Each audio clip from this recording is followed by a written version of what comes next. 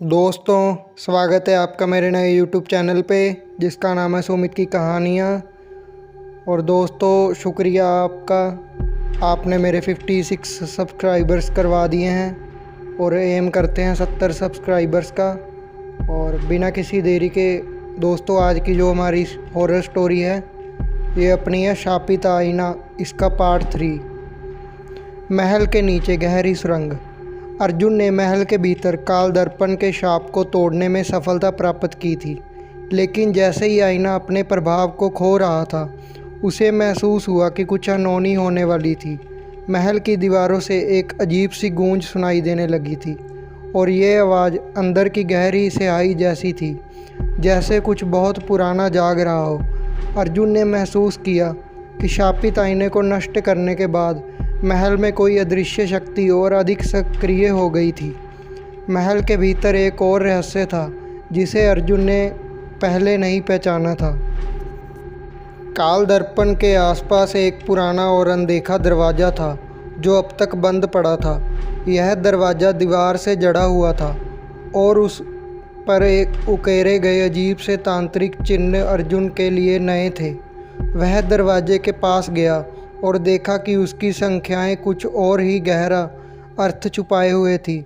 अर्जुन ने पूरे ध्यान से उन चिन्हों को देखा और समझा कि वे एक सुरंग की ओर इशारा कर रहे थे जो महल के नीचे जाती थी। उसने दिमागी रूप से इसे समझा कि इस सुरंग में शायद और भी गहरे रहस्य छुपे हुए हों। वह पहले से ज़्यादा संकोच किए बिना उस दरवाजे को खोलने की कोशिश करने लगा। दरवाज़ा खुद ब खुद खुलने लगा, जैसे किसी ने उसे एक लंबे समय से बंद करके रखा हो और अब वह किसी रहस्यमयी आवाहन से मुक्त हो रहा। अर्जुन ने भीतर जाने का निर्णय लिया और धीरे धीरे सुरंग में दाखिल हुआ। सुरंग की दीवारें गीली और मटमैली थी, हवा में एक अजीब सी गंध थी और सब कुछ वैसा ही प्रतीत हो रहा था जैसे कोई हजारों साल पुराना स्थान हो। सुरंग के अंदर कुछ ही कदम चलने के बाद अर्जुन को महसूस हुआ कि कोई और भी उसके साथ इस जगह पर है। यह एहसास अजीब था, जैसे कोई उसकी निगरानी कर रहा हो, लेकिन वह डरने के बजाय उसने अपना ध्यान केंद्रित किया और आगे बढ़ता गया।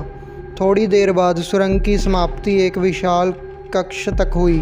वह कक्ष पूरी तरह से सुसज्जित था और इसके बीच में एक प्राचीन वेदी रखी हुई थी। वेदी के ऊपर बहुत सारी पंखुड़ियाँ और कुछ अनजानी वस्तुएं रखी हुई थी। एक बड़े आईने के सामने उस वेदी पर एक तांत्रिक प्रतीक उकेरा हुआ था। यह वही प्रतीक था जिसे उसने महल की दीवारों पर देखा था और अब वह उसे समझने लगा था। अर्जुन ने उन वस्तुओं को ध्यान से देखा। एक पल के लिए उसकी आंखें चौंकी, क्योंकि उसे लगा कि वह उस स्थान को पहले से जानता है। वह अचानक समझ गया कि यह वही स्थान है जहाँ काल दर्पण की शुरुआत हुई थी।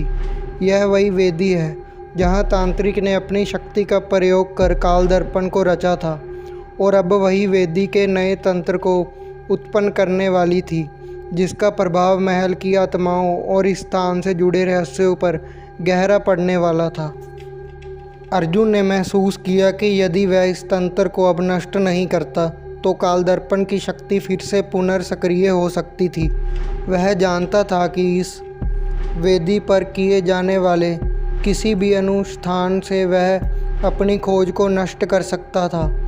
उसने वेदी के आसपास के तांत्रिक चिन्हों को समझते हुए उन पर ध्यान केंद्रित किया और अपनी शक्ति का इस्तेमाल किया। अर्जुन ने एक गहरी सांस ली और तांत्रिक मंत्रों का उच्चारण करते हुए वेदी पर अपनी ऊर्जा केंद्रित की। जैसे ही उसने पहला मंत्र उच्चारण किया, पूरे कक्ष में एक भयंकर हलचल मच गई। दीवारों से तेज आवाज़ें आने लगी और सुरंग के नीचे की ज़मीन थरथराने लगी। अर्जुन जानता था कि यह तंत्र की सक्रियता का परिणाम था।